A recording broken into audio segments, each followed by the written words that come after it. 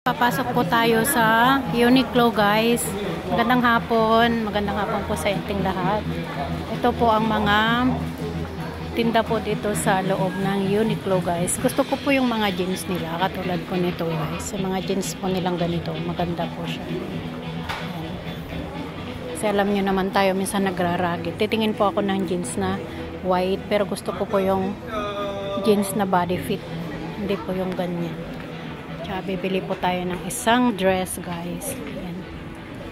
Shopping lang po tayo kasi wala po tayong magawa ngayon. Gawa po nung naka-green ako. So nagtitingin na naman ako ng green guys kasi maliwanag sa mata, maliwalas sa mata. Tsaka yung mga dress na ganito guys. Ayan. Ayan. Ang ganda po niya guys, no? Ayan. Tingin tayo ng ating mga jeans. Ayan. Na pwede po nating gamitin dyan sa Pilipinas pagdating po natin dyan. Tsaka yung mga jacket na ganito. Yung jacket na very comfortable po siya guys. Ayan. Rain or shine po tong jacket na to. At saka tong mga leggings na to guys. Yung napakaganda po niyang leggings. Pero ayaw ko po yung mga ganyan. Gusto ko po yung body fit leggings. Ayan. Ayan po yung mga tinda po dito sa Uniqlo guys.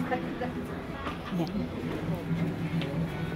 Ayan. Yung mga sweatshirts po nila na ganito. Maganda rin po dito.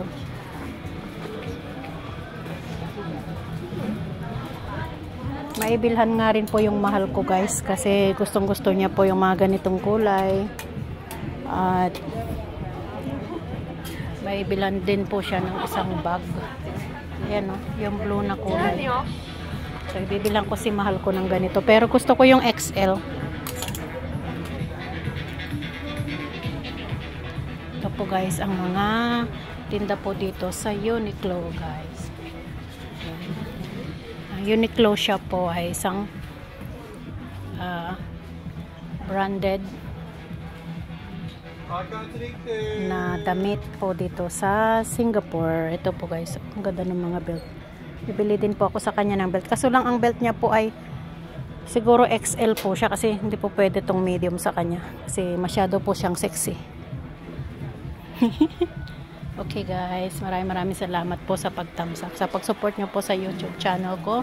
Ay ito po siguro guys, kasi pag panglalaki mga XL po talaga siya. Bibili po tayo ng isa din guys sa XL. Ayan, mga belt. Dahil malapit na rin tayong umuwi, malapit na po tayong mag for good guys. Ayan. Thank you for watching. I love you all.